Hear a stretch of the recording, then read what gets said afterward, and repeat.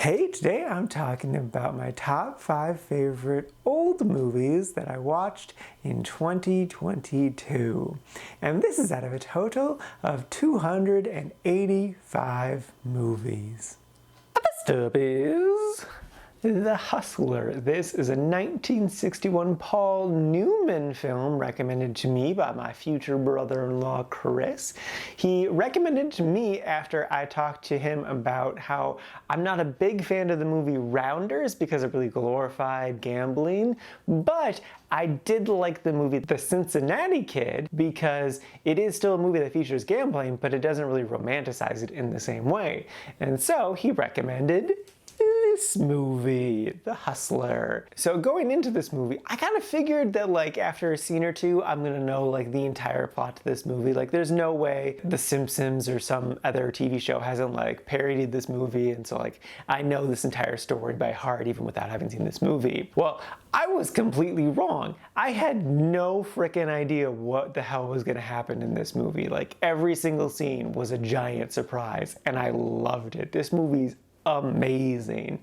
Paul Newman plays this pool hustler, and he kind of gets obsessed with beating this really good pool player, and that's sort of what the movie's about, but it's more about obsession and like alcoholism and also just addictive tendencies in general and how it can be the downfall of you. It's really good. It's also just hard for me to describe all the good stuff in this movie because it just really works. The cinematography is incredible. There were so many amazing shots. All the pool tricks were really cool. The acting was incredible. I mean, obviously Paul Newman, but all of the supporting characters as well. I particularly really loved his female co-star, Piper Laurie. Her portrayal of an alcoholic was just, it was like nothing I'd ever seen before in a movie, but it felt very true to life, and just, it was such a great performance. I instantly loved this movie. It's so good.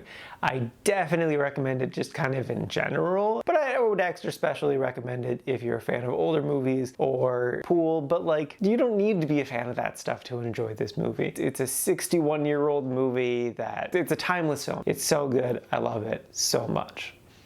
First up is Z. This is a 1969 French movie, and it is amazing. Like, this is legit top 10 of the year movie for me. I crazy love it, and crazy definitely recommend it. The basic premise is it is very clearly inspired by true events that happened in Greece, in which the extremist right-wing government, who constantly lies and are covering up all sorts of awful things that they're doing, decide one day to assassinate the leader of the opposition. But they have to pretend like they didn't actively try to assassinate someone, so someone who's not in the know is investigating. And it's great. I loved it a lot. Like, from the very beginning of the movie. Well, okay, technically, the very beginning of the movie is really boring because it's like this nerdy guy just talking about cutting out infected plants and like how to properly deal with that. And I'm like,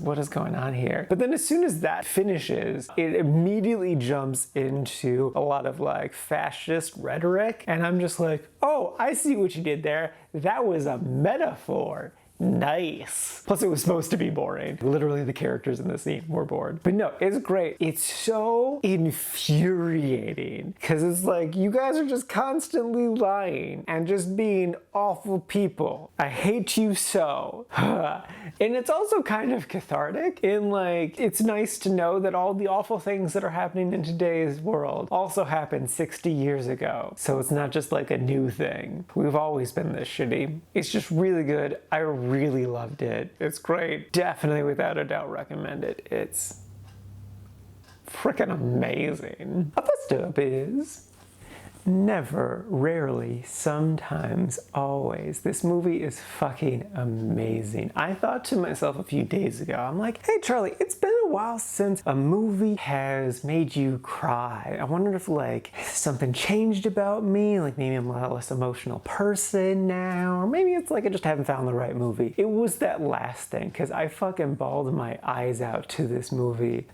a lot. It was 2 scenes in particular, but yeah, this movie's great. The premise is very similar to the following 2 movies, but it is about this teenage girl group who needs to get an abortion, but this country fucking sucks, and so it's very difficult to get, and so her friend helps her on her journey to get this abortion. And this movie is really fucking good. It is a little slow, and it was a little quiet, but that was done very intentionally. That was the correct choice to go with this movie because it makes you linger in these moments of anxiety. While watching this movie, I was incredibly anxious because I'm like, the world she's in is not good. She has been abused. She has been hurt. She needs to not be pregnant, but the world around her is not letting her make that fucking super easy choice. And it fucking sucks. The best scene of the movie is without a doubt the scene in which the title of the movie comes from. It's the scene that made me cry the hardest. And not to sound hyperbolic, but it is one of the most heartbreaking and emotionally raw moments captured on film. Fucking breaks your soul. And if it doesn't, I don't understand who you are as a person. Honestly, I keep thinking back to this scene and it makes me want to cry. It's gonna be a scene that stays with me for a very, very long time. And I feel like I'm just gonna be doing like some regular random day life stuff, like out grocery shopping or out playing disc golf or, I don't know, doing French lessons on my phone. And then suddenly something will trigger my head and I'll remember the scene and then I'll just start crying.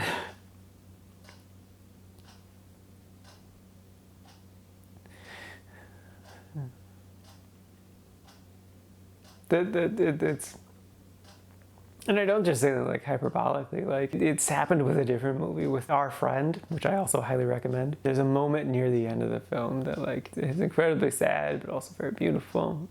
Fuck. And it randomly pops into my head from time to time and I just have to stop.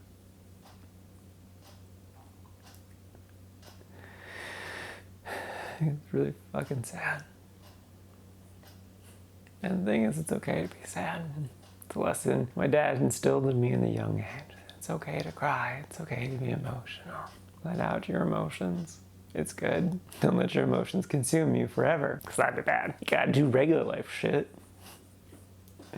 But definitely let out your emotions. I did check out the Reddit discussion thread, and there were some stupid comments that I just want to counter because they were complaining about how all of the men in the movie are seen as these creepy, terrible people, which they definitely were. There's no denying that. But to complain about it, to say that not all men are like that, completely misses the point of this fucking movie. This young girl was abused. We are viewing the world through her eyes after going through some very traumatic ass shit. It makes sense that you see future potential abuse wherever you fucking go. So again, it makes sense that when someone is abused by a man, that they then find other men to be triggering. I also need to praise the two main actresses. They're fucking great. They rock it. I really hope they have incredibly successful careers after this because they fucking knocked it out of the park. This movie is great. I 100% recommend it. Just be prepared for lots of sadness.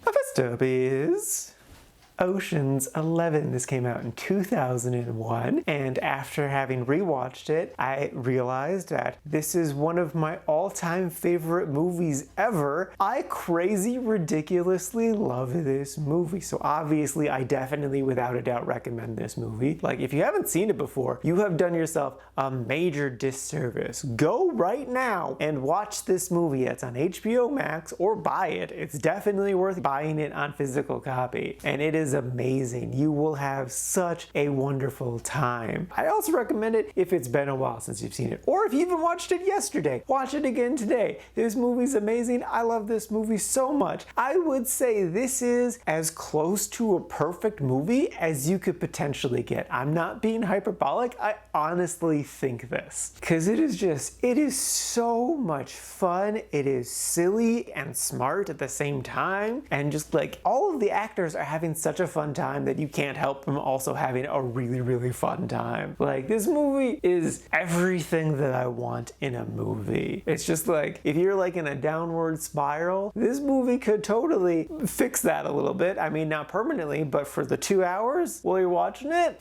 Trouble should melt away, probably. Unless you're a casino owner, then this will be your nightmare. They rob a casino. They rob 3 casinos, sorry. Yeah, no. I love this movie a lot. I kind of almost didn't want to rank it on my list because of how much I crazy freaking love this movie, but I wanted to do all 3 of these, so I was like, all right, well, I have to count it, even though I don't want to. I just want to make like its own special little list, but whatever, it's fine. So yeah, definitely watch this movie. It's amazing. I love it so much.